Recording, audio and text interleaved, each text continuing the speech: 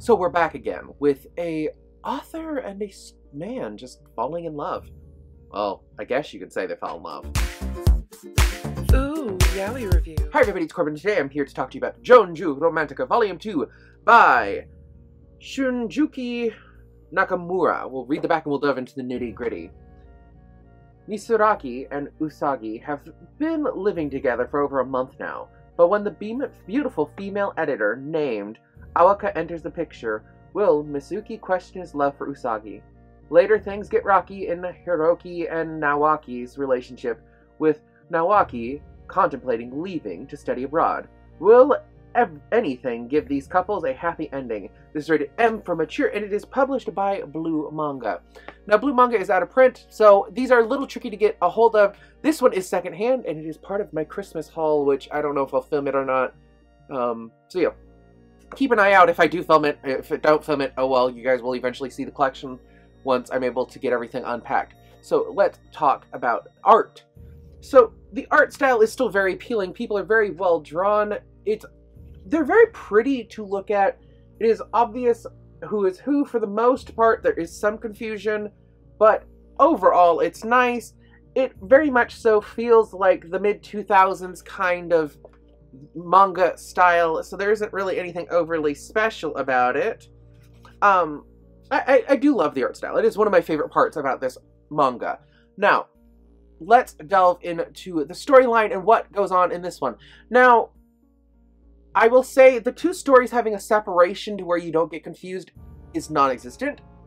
So the first one, we see the two struggling with the whole editor being gorgeous and her being appealing and having a key, and Usagi getting really like kind of stoic around her, like he loves her. And then we have what's his name, Misaki, like spazzing out because he thinks that secretly the man is straight, he's not gay like he had told him he was. And it just kind of runs down this weird rabbit hole mentality that if they just had spoken in, like, page 1, there wouldn't have been a problem.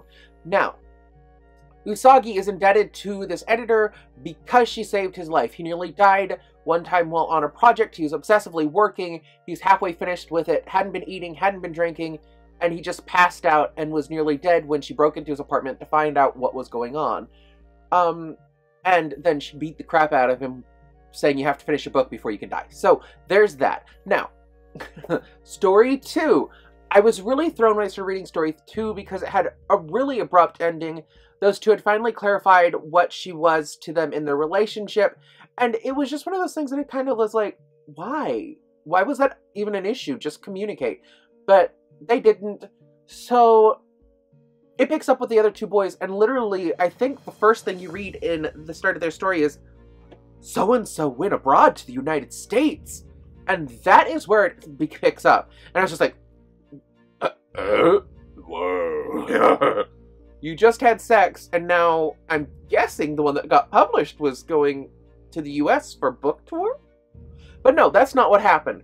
It took me all the way up until near the end of this entire volume to figure out what was happening, which is not good. Now, their storyline was good. I'm just saying that they needed a stronger kind of flip point or division to show the difference between the two yaois. I liked the story well enough. I thought it was good. He studies abroad. Then he doesn't really give an explanation to why he just magically left and told nobody to go study abroad. But he did all he could to come back, to be able to be back with him. And it was a very lovely story. Again, if they just talked like grown-ups, there wouldn't have been a problem. In my heart of hearts, I love teenage angst stories, but this one just was too angsty. It was too much. It felt too unexplained, too convoluted. It just didn't feel right. Now, it picks back up with a cute little short about the title too. So Usagi and Misaki, I will tell you, I like their story better. It flows better. It feels more complete. The, what is it? Hiroku and Naosaki's, theirs feels more convoluted and misrepresented. It just doesn't flow for me.